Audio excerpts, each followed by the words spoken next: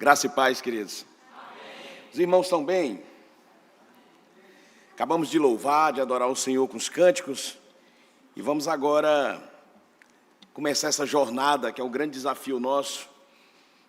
Estamos aí alguns meses aí estudando a palavra de Deus dentro do conceito do aconselhamento bíblico.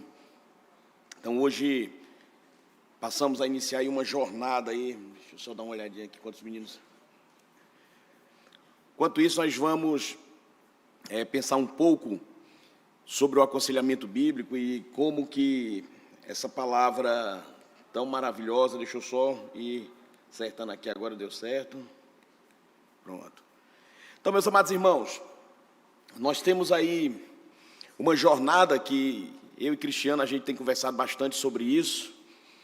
Tivemos o prazer de, acho que, não lembro se foram 4 ou 6 meses, lá 6 meses, né? Encontros quinzenais aos sábados, né? Ou era mensal, a gente se encontrava aos sábados e ali estudávamos juntos o aconselhamento bíblico e foi bênção. E hoje nós estamos aqui no novo desafio com essa amada igreja a compreendermos esse ministério do aconselhamento.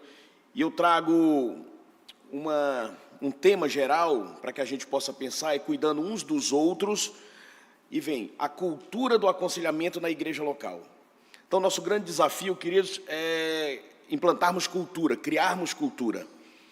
Se nós conseguirmos criar uma cultura de aconselhamento bíblico, nós vamos partir do princípio que todos os ministérios aconselham, que todas as faixas etárias também aconselham, ou seja, adolescentes, jovens, adultos, todos estão envolvidos nesse ministério que é bênção em nossas vidas. Eu tenho aqui uma abertura para que a gente possa pensar sobre esse treinamento. E aqui é umas boas-vindas, né, para todos, de uma forma muito especial, que todos sejam bem-vindos a essa jornada. Hoje não iniciamos apenas um curso, damos primeiros passos de uma jornada que pode transformar vidas, restaurar corações e fortalecer a igreja como corpo vivo de Cristo. Então esse é o nosso grande objetivo. E os irmãos já sabem, vamos ter que falar sempre sobre isso, que vivemos em tempos difíceis, não é? Em tempos que muitos da igreja estão caminhando por estradas silenciosas, com suas dores, com suas aflições, com as suas angústias, e muitos carregam dores invisíveis, né? Isso é um dos grandes dilemas. Nós temos dúvidas, e essas dúvidas são profundas. Com isso, a gente precisa compreender de uma tarefa primordial. Como igreja, nós somos chamados aqui, queridos, a ser faróis nessa neblina. Então, essa imagem aí desse homem caminhando com a Bíblia, né? Aqui é uma estrada longa, tem uma neblina, ele tem a palavra de Deus nas mãos, e a gente começa a olhar que essa é a nossa jornada, é uma jornada de esperança no meio ao caos. Essa é a ideia do Ministério de Aconselhamento Bíblico.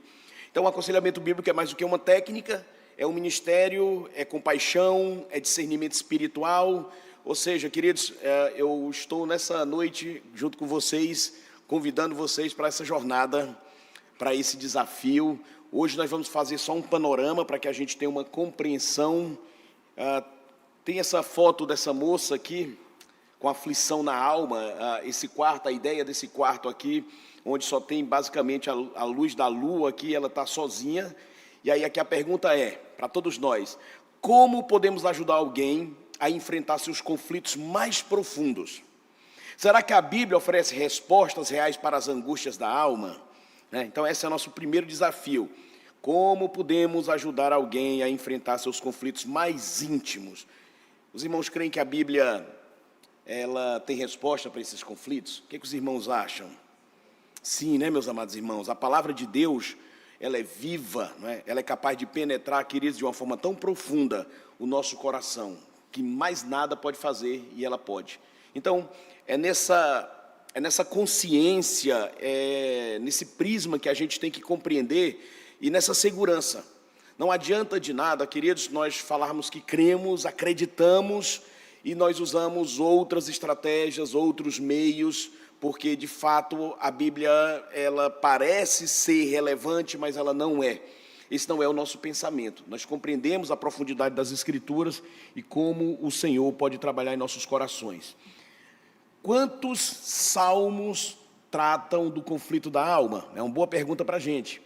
Segundo uma análise do portal da Bíblia, há pelo menos 119 versículos nos Salmos, de modo geral, que mencionam diretamente a alma, abordando temas como, e aqui tem alguns, não são todos, não é exaustivo, angústia profunda, Salmo de número 6, Salmo 13, Salmo 31, sede espiritual, Salmo 42, esperança em meio à dor, nós temos o Salmo 33, o Salmo 62, restauração e refrigério, Salmo 23, Salmo 19, clamor por livramento, Salmo 22, Salmo 25, e fora Salmo 6, 13, 22, 23, 25, 31, 42, 62, 73, aí vai e não para mais, 119, não é? Ou seja, queridos, olha o tanto de salmos que nós temos que responde às aflições da alma. Olhem que coisa maravilhosa, e muitas vezes nós não percebemos essa grandeza. Aqui também tem uma leve pesquisa que nos dá uma ideia por que esse ministério é importante, meu pastor. Aumento das doenças mentais por faixa etária, né? Você vai dar uma olhada, tudo bem que é uma pesquisa de 1990 a 2019 aqui, mas ela abarca 159 países, e se esses números estão altos aqui, queridos, então quer dizer que hoje eles estão piores. Olha só, em 2019, cerca de 293 milhões de pessoas entre 5 e 24 anos apresentavam sintomas de ansiedade, depressão e outros transtornos psiquiátricos. 5 aninhos. Isso representa 11,6% da população mundial nessa faixa etária. 11%. A frequência dobra entre a infância e a adolescência, com maior impacto entre os 10 e 19 anos, onde prevalência chega a 13%. Então, esse é um dado que vale a pena a gente parar agora e pensar um pouco sobre a importância desse ministério na igreja local, já que ele aborda esses conflitos aqui. No Brasil, o relatório técnico, número 12, 2023, aponta a maior concentração de diagnóstico está entre os adultos de 30 a 49 anos, representando 48% dos atendimentos. 48% dos atendimentos. Os principais transtornos registrados são esquizofrenia, 33%, além de depressão, ansiedade e lesões autoprovocadas, né? Automutilação, enfim, e outros mais. É preocupante, queridos. Tem sentido isso para vocês, quando a gente olha esses números, e aí a gente se pergunta, como que eu posso ajudar alguém dentro dessa cadeia toda de problemas de saúde emocional? Qual preparação nós temos para sentar com alguém que quer tirar a própria vida? Que respostas nós temos para alguém que tem um coração aflito, que ela não consegue mais sair do quarto, que ela não toma mais banho, que ela não come? Queridos, olha só, queridos, que coisas a gente vem se deparando e se perguntando. E aqui, a gente linkou aqui alguns motivos desse aumento, alguns fatores citados aqui. Primeiro, estresse social e econômico. Desemprego, instabilidade financeira e sobrecarga de trabalho.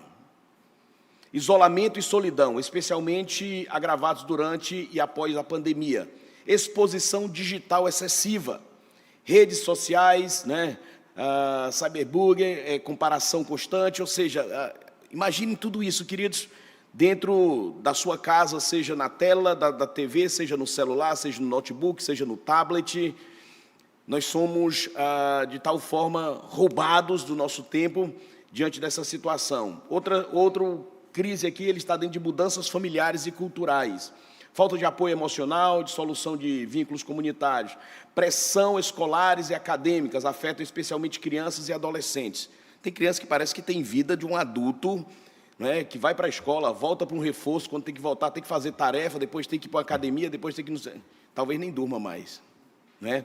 E a gente está implantando na vida dessa criança um adulto de uma forma tão forçada que ela deixa de ser uma criança, deixa de brincar, porque a gente rouba a infância dessa criança e depois a gente não compreende por que crianças estão lá dentro dessa faixa etária a partir dos 5 anos, entrando em depressão, ansiedade e outras crises emocionais aqui. Tem um quadro aqui, queridos, que é bem interessante, que vai falar um pouco dessa faixa etária no Brasil, eu não vou ler ele todo, mas aqui a gente tem crianças de 5 a 11 anos, adolescentes, jovens e adultos, adultos de 30 a 49 anos e idosos mais de 60. Então aqui a gente, esse material vocês vão ter, todos eles, e aqui a gente tem do lado essa estimativa e do outro lado a gente tem as observações principais que têm causado isso. Mas um dos dados mais recentes que a gente tem aqui é de 2024, que registrou 472 mil afastamentos do trabalho por doenças mentais e emocionais no Brasil, né? Então, você que trabalha deve, às vezes, ter sentido a falta de algum colega, ou até você mesmo, muitas vezes, teve que se afastar por causa do que está acontecendo. Então, em 10 anos, cresceu mais de 68%. Isso tudo em relação ano menos um. Então, é preocupante, queridos. Por que eu estou trazendo esses números para que a gente possa pensar? É para a gente pensar biblicamente sobre isso. Olha só, diante das estatísticas alarmantes sobre saúde mental, como a igreja está se preparando para cuidar uns dos outros, especialmente quando muitos já não recorrem à Bíblia como fonte de consolo, direção e cura. Queridos, notem que nós temos uma sociedade doente, nós temos uma igreja doente também, porque a gente imagina, pastor, que muitas vezes esses problemas estão do lado de fora da igreja. A gente até tem uma mania incompreensível de perceber o problema que está dentro, está do nosso lado, caminha com a gente, toma um cafezinho com a gente, e a gente não consegue compreender. E aqui tem uma pergunta bem interessante, meus amados irmãos, que essas dores que são mais profundas, e o que a gente está olhando aqui, imagine, aqui é a figura de um pastor, tentando olhar para as Escrituras, para compreender como que ele vai responder essas crises da alma. Então, muitas vezes, nós nos deparamos com isso. Estamos com nossas Bíblias abertas, buscando uma orientação do Espírito Santo, uma iluminação do Espírito Santo para que sua palavra fique clara para a gente gente possa aplicar no coração daquele que está sofrendo. Mas isso não é um caldo de cana. Não dá para colocar a cana do lado e sair o suco do outro, não é tão rápido assim, queridos. Então aqui a gente começa a ver que sozinho não dá para nós enfrentarmos esse problema. Então isso é desumano para o pastor. Um pastor não consegue enfrentar esses problemas sozinhos. Nós precisamos da igreja, por isso que nosso grande objetivo e nossas conversas é aplicar e montar uma cultura de aconselhamento onde todos aconselham. Claro que tem casos que a gente vai ver que isso vai para um grupo mais experiente, mas todos nós temos que aprender a aconselhar quando a gente olha esses problemas. Então nós temos sofrimentos aqui que a gente pode olhar, esses sofrimentos afligem a alma de modo geral e automaticamente o corpo sofre. Nós adoecemos, nós vamos ter que tomar remédios, nós vamos ter que nos afastar do nosso trabalho, do nosso ministério, porque estamos fisicamente doentes. Tudo porque o nosso corpo adoeceu, nossa alma adoeceu, nossa mente está doente, e o nosso corpo será altamente prejudicado. Queridos, então, é muito interessante compreender tudo sobre isso. Hebreus capítulo 4, verso 12, diz assim, queridos: porque a palavra de Deus é viva e eficaz, e mais cortante do que qualquer espada de 2 gumes, e penetra até ao ponto de dividir alma e espírito, juntas e medulas, e é apta para discernir os pensamentos e propósitos do coração. Então, quando a gente fala sobre os problemas emocionais, e nós fizemos uma pergunta se a Bíblia ela tem resposta para os dilemas da vida, se as Escrituras podem nos ajudar, quando a gente olha Hebreus capítulo 4, verso 12, nós compreendemos que todo o ministério do aconselhamento bíblico ele é centrado na palavra de Deus. É o primeiro ponto. Todo o ministério, não só de aconselhamento, mas de casais, de crianças, de homens, de mulheres, de jovens, todos os pequenos grupos, eles são centrados na palavra de Deus.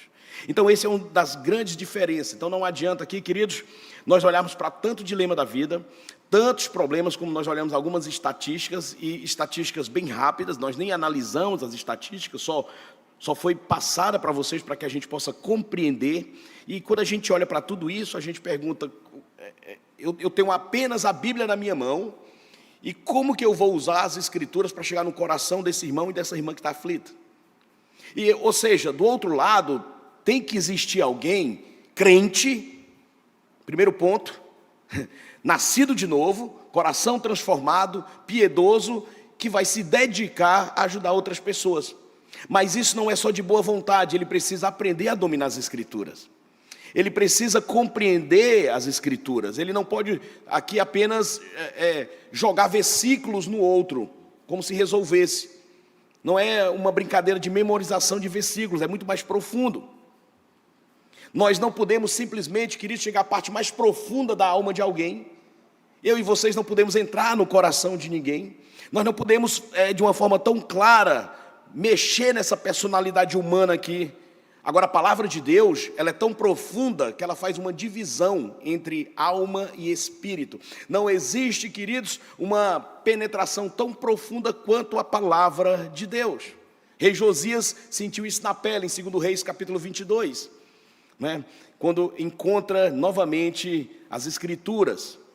Aquele pergaminho é achado. Notem que ali houve um quebrantamento, rasgou suas vestes, rosto no chão, e ali começou um avivamento. Tudo em meio à palavra de Deus. Então, a gente fica meio surpreso, eu não sei nem se os irmãos ficam mais surpresos, quando aparece alguma aberração no Instagram, no YouTube, apontando para a igreja, uns casos que a gente fica tão envergonhado e assim pensando, meu Deus, essa não é a igreja do Senhor, e você deve pensar assim, essa não é a igreja que eu sirvo, mas infelizmente essa é a igreja que as pessoas conhecem lá fora. As pessoas não conhecem aqui a Cairóis.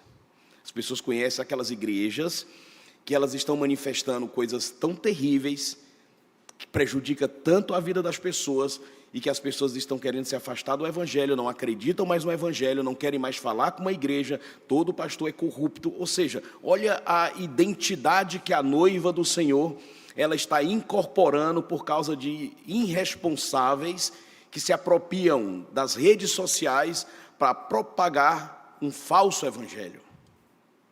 Então nós temos uma responsabilidade como igreja, queridos, já que nós estamos centrados nesse evangelho e na palavra, de buscar e resgatar cada vez mais. E é isso que nós estamos discutindo essa noite e aprendendo essa noite. Então, a Escritura é quem discerne. A Escritura aqui é que penetra nos pensamentos e no propósito do coração. Então, nós podemos nos esforçar para conhecer o coração de alguém. A gente até já brincou com a frase que quando um casal está discutindo um com o outro, ele fala assim, eu pensei que eu te conhecia. E o casal já está 30, 40 anos juntos. Né? Então, alguma ação que um faz na vida do outro, seja namorado, seja casal, seja irmãos, quando a gente olha isso aqui, a gente fala assim, eu pensei que eu lhe conhecia. Porque a gente se surpreende muitas vezes com outras ações que a gente fica muito triste. Então, queridos, nosso objetivo é equipar homens e mulheres de Deus, olhando para as Escrituras aqui, para serem capazes de lidar aqui com pensamentos e motivações profundas do coração. E aqui nós não vamos adivinhar coração. Fique tranquilo que aqui você não vai jogar baralho, tá? Você não vai jogar a sorte nem dado, você vai usar a palavra de Deus, porque essa é a palavra do Senhor. Quando a gente pega o Salmo 139, ele diz assim, ó Senhor, Tu me examinas e me conheces. Tu sabes quando me assento e quando me levanto. Compreendes os meus pensamentos de longe. Tu discernes o meu sair e o meu deitar. Tu estás familiarizado com todos os meus caminhos. Esse é o Deus que você serve. Esse é o Espírito do Senhor que vai discernir corações, pensamentos, alma. Ele que vai mergulhar profundamente. É dele que nós somos dependentes no aconselhamento bíblico. Isso é bom ou é ruim, queridos? O que os irmãos acham? Isso é maravilhoso, né?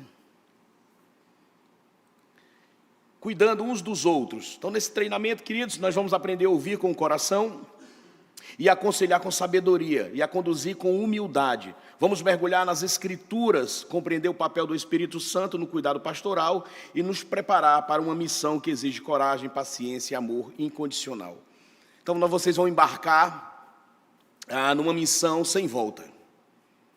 Imaginem que vocês são comissionados hoje, né? O Senhor está nos comissionando como igreja a nos enviar para um ministério, para uma missão que não tem mais volta. Os irmãos estão dispostos? Amém, queridos? Né? É isso, nós temos que pensar assim, Senhor, cuida de mim, me prepara para essa jornada. Muitas vezes você fala assim, eu não tenho capacidade de aconselhar, eu não sei o que dizer, mas é para isso que nós estamos nos reunindo, para aprender uns com os outros. Tem coisas que eu não sei, queridos, muitas coisas eu não sei. Não são poucas, são muitas. Mas é tão bom quando o Senhor nos dá um corpo, e esse corpo tem pessoas que sabem o que eu não sei. E quando eu me aproprio desse corpo de uma forma muito respeitosa, eu posso depender desse corpo, porque eu sei que esse corpo está centrado em uma única cabeça, que é Cristo Jesus. E que todas as nossas tarefas e todas as nossas comissões que estão sendo montadas, ela tem um propósito mútuo, a glória de Deus. E se Deus é glorificado em nossos aconselhamentos, com certeza ele vai ter sucesso. Não o conselheiro. Não somos nós que temos sucesso no aconselhamento. Quando a gente entra dentro de uma sessão de aconselhamento, achando que somos nós que vamos resolver, a queda é grande, queridos. Soberba, orgulho, são coisas que as Escrituras repudiam. E nós, como conselheiros bíblicos, nós temos que pensar sobre isso. Então, aqui essa aqui é uma longa jornada.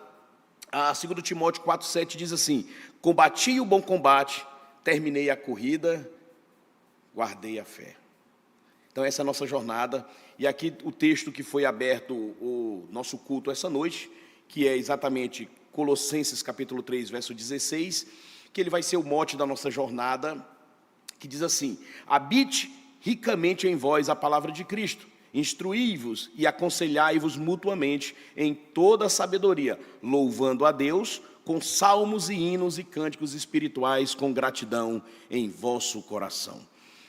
Antes de nós adentrarmos propriamente no que é o aconselhamento, essa passagem de Colossenses 3,16, ele é um mote extremamente pertinente essa noite aqui, e eu digo para vocês, e poderoso para o nosso centro de aconselhamento.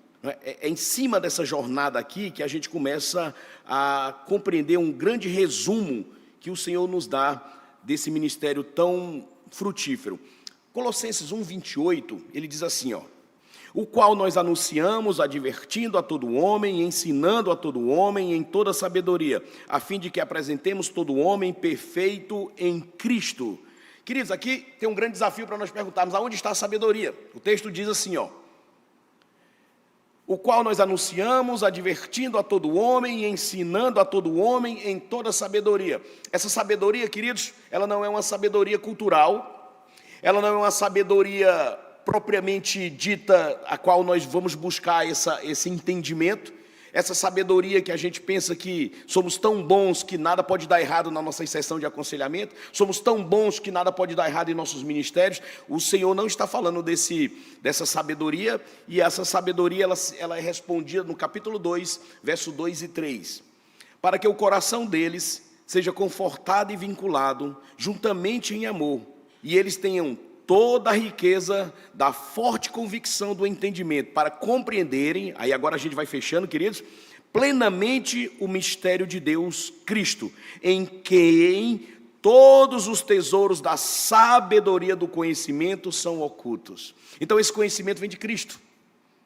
A beleza do aconselhamento bíblico é que a minha dependência, ela é 100% em Cristo Jesus. Então, não é a minha sabedoria, não é o meu intelecto, não é aquilo que eu produzo. Isso faz sentido? Sim, mas o que eu preciso para resolver problemas é a palavra de Deus. É essa sabedoria que está oculta e que foi revelada à igreja, não é? E você tem acesso, eu tenho acesso. Então aqui não é mais um mistério, isso é bom, porque esse mistério já passou, então ela já foi revelada à igreja. Então, queridos, Colossenses 3,16, habite ricamente, a palavra ricamente aqui mostra claramente que é em abundância, habite em abundância em cada um de vocês, ou seja, em toda a igreja. Notem que Paulo não está aqui falando para um grupo de super conselheiros com mestrado, com pós-graduação, não, ele está olhando para a igreja. Tá? Na próxima quarta nós vamos estudar o aconselhamento informal e formal. Então aqui o que ele faz? Ele diz, toda a igreja, a palavra de Cristo tem que habitar, e quando essa palavra de uma forma abundante está em nós estamos preparados para instruir e aconselhar, ensinar e aconselhar. Então é isso que a palavra de Deus faz em cada um de nós. Ela nos mobiliza de uma forma conjunta a cuidar um do outro. Então, queridos, eu preciso compreender isso de uma forma muito clara. E aí ele diz que aconselhava mutuamente em toda a sabedoria, louvando a Deus, e aí ele vem com salmos e hinos e cânticos espirituais com gratidão em nosso coração. Então, hoje nós só vamos ficar nesse verso 16, eu vou só abrir alguns pontos para que a gente possa pensar. Colossenses 3,16. Primeiro, nós temos um mandato bíblico aqui para aconselhamento mútuo. Primeira coisa. A gente vai ver outros versículos, como Romanos 15,14, por exemplo, texto que eu acabei de ler em Colossenses capítulo 1, verso 28, Efésios capítulo 4. A gente tem tantos versículos que nos encoraja a cuidar um dos outros. Colossenses 3,16 declara explicitamente: habite ricamente em vocês a palavra de Cristo, ensinem e aconselhem-se uns aos outros com toda a sabedoria, e cantem salmos, hinos e cantos espirituais com gratidão a Deus em seus corações. Aqui é um mandamento direto, ou seja, aconselhe-se uns aos outros. Aqui tem um imperativo para nós. Aqui demonstra, queridos, que esse aconselhamento aqui, de uma forma muito clara, não é uma invenção moderna. Alguém falou assim para mim: essa modinha do aconselhamento vai passar, essa onda do aconselhamento vai passar, e, queridos, e para surpresa, algo que retomou de novo os caminhos nos anos 70, está cada vez mais forte, né? Existem igrejas hoje distribuídas que elas têm cultura de aconselhamento muito forte. Existe uma igreja nos Estados Unidos, Lafayette, que além dos seus cultos de doutrina, cultos de oração, todas as segundas-feiras, toda a igreja se reúne para estudar aconselhamento. Uma vez por ano, não, um mês todo, que é o mês de janeiro, acontece uma convenção nessa igreja. Então, as pessoas saem do Brasil, saem da Espanha, saem de todos os locais para se encontrarem, passar um mês de imersão, cada um na sua sala, seja sua língua em inglês, em espanhol, aprendendo aconselhamento bíblico. Você imagina um dia a gente poder, né, estar presente numa imersão de um mês, só aprendendo, só ouvindo, é algo maravilhoso. A Igreja Batista Pedras Vivas, em São Paulo, também conseguiu implantar essa cultura do aconselhamento bíblico. Nós temos um grande professor, amigo, que está conosco no Noutecia, que é de São Paulo, é pastor de uma grande igreja, com mais de 1000 membros, uma igreja batista, que eles fundaram esse centro de aconselhamento há mais de 20 anos, e lá eles têm uma escola, né? Essa escola, ela é tão importante na cidade de São Paulo, que quando uma criança não é aceita nas redes públicas ou particular, ela é levada para onde, queridos? Para a igreja, né? Para essa escola que fica na Igreja Batista. Então, eles têm um trabalho fenomenal. Então, isso é muito, muito importante a gente pensar que não está distante de nós. Nós podemos sim montar um centro de aconselhamento e podemos ter aqui na Cairóis referência, não só em Fortaleza, mas com a rede social a gente pode ter referência no Brasil, fora do Brasil, mas em primeiro lugar a gente tem que pensar como a gente pode ajudar uns aos outros aqui. E quando a gente estiver capacitado e a gente estiver cuidando uns dos outros, eu creio que o Senhor vai abrir as portas para que a gente possa cuidar de outras pessoas. Os irmãos creem assim? Né? É isso que é o nosso caminho para pensarmos sobre esse ministério tão abençoado. Pastor, você vai me conduzindo aí, viu? Por favor, porque eu penso que até meia-noite, né? Segundo ponto, dentro de Colossenses 3,16, suficiência e centralidade da palavra de Cristo. Nós olhamos o primeiro ponto, que é uma igreja que ela se aconselha mutuamente, ela não é reservada para profissionais experientes do aconselhamento, é para nós esse aqui. A frase, habite ricamente em vocês, a palavra de Cristo, é crucial. Ela estabelece a suficiência das Escrituras como a única regra de fé e prática para o aconselhamento. Eu preciso crer, no mundo no qual nós vivemos, que tem negligenciado a palavra de Deus, eu preciso crer que a Bíblia, ela é totalmente suficiente, queridos, para atender às nossas necessidades emocionais, espirituais, e ela tem uma condução para instruir, ou seja, como que a gente pode viver para agradar a Deus. Não dá para a gente procurar isso lá fora, não dá para a gente procurar isso em outro meio de comunicação, precisa das Escrituras para isso. Então, a sabedoria, como nós acabamos de ler, ela é mencionada nos versículos, e já aprendemos juntos que não é mera sabedoria humana, não é? Mas é o conhecimento de Cristo. Por isso que essa suficiência da centralidade da palavra de Deus. Terceiro ponto, a natureza relacional e comunitária. Aqui é a eclesiologia, é a igreja. O imperativo, aconselhe-se uns aos outros, enfatiza a dimensão relacional e comunitária do aconselhamento bíblico. Ele não é restrito a especialistas, isso me alegra, queridos, mas é um chamado para todo cristão maduro que deseja servir ao corpo de Cristo. Eu creio que é uma igreja de irmãos maduros, que todos querem servir nesse corpo. Então, esse processo, ele deve ocorrer, queridos, no contexto da igreja local. Não existe um aconselhamento, não existe um ministério de aconselhamento sem uma igreja local. Qual é a referência disso? Não é? A referência é a igreja aqui. Por quê? Porque aqui os membros podem oferecer o que a gente chama de suporte, de instrução, de correção mútua, ou seja, capacitando-se pelo Espírito Santo. Efésios capítulo 4. Então, nós estamos aqui porque o Senhor nos colocou aqui. E o Senhor é aquele que vai nos capacitar para servir de uma forma que Ele esteja plenamente satisfeito. Então, queridos, notem que essa sabedoria, para que Ele esteja satisfeito, Ele nos dá essa sabedoria. Porque seria uma incapacidade nossa querer, de tal forma, com a nossa própria compreensão e alegria, levar a glória de Deus. Nós precisamos das Escrituras, porque a Bíblia nos ensina o que o Senhor ama, o que o Senhor quer. Então é aqui que a gente começa a ver que essa palavra de Cristo, recebido aqui, queridos, através do ministério público, e existe o ministério público e particular da palavra de Deus. O pastor prega todo domingo, é o ministério público da palavra de Deus, onde ele está pregando, está exortando, está fortalecendo a igreja. Então ele está fazendo o ministério público. Quando nós estamos aconselhando, nós estamos fazendo o ministério particular da palavra de Deus, 2 a 2, 2 casais, um grupo de irmãos. Então é aqui que a gente começa a ver que essa igreja ela é um meio para reverberar, e eu preciso olhar muito claro isso, porque quando ela começa a reverberar essa instrução mútua, queridos, isso é muito bom. No próximo eu já tenho até preparado os modelos de aconselhamento informal e formal, que a gente vai ver as grandes diferenças, e a gente começa a ver como isso funciona. E o quarto e último ponto de Colossenses 3,16 é o propósito de transformação e santificação. Embora o versículo não use diretamente a palavra mudança, o contexto do aconselhamento noutético e bíblico que utiliza aponta para a transformação como objeto central. Então nós somos transformados. Nós somos transformados pela sabedoria de Cristo, que habita ricamente em cada um de nós. Então aqui já há uma transformação, e que quando essa palavra habita ricamente em mim, eu preciso compartilhar dessa palavra.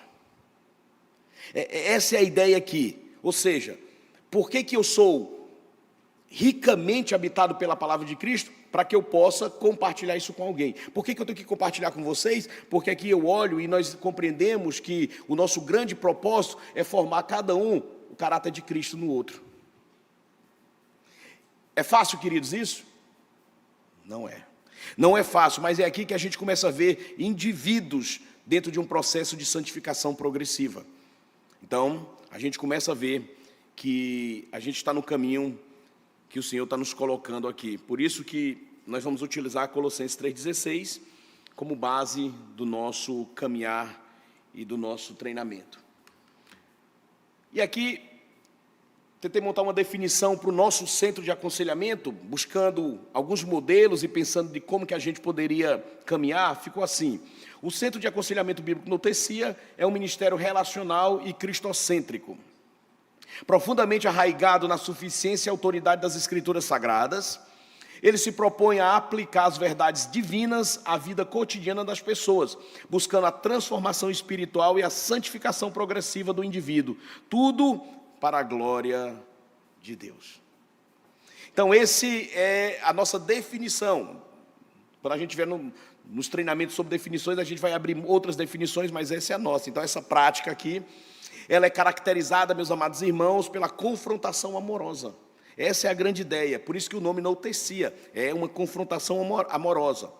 Ela é uma preocupação genuína, ela começa em torno. Aqui a gente tem alguns jovens em frente à igreja, conversando, aqui tem uma amplitude de bem-estar, aqui nós estamos mais próximos um do outro, aqui há um foco na mudança um do outro, ou seja, aqui nós somos capacitados pelo Espírito Santo. É uma imagem onde a gente gosta muito de olhar, e a gente vê isso muito no final de culto, né? Estamos na frente da igreja, conversando, né? Um culto que termina X horas, já vira quase a noite para o dia, e a turma ainda está conversando, trocando ideias. Então isso mostra um ambiente agradável, saudável, onde os irmãos mutuamente estão trabalhando e conduzindo o seu coração.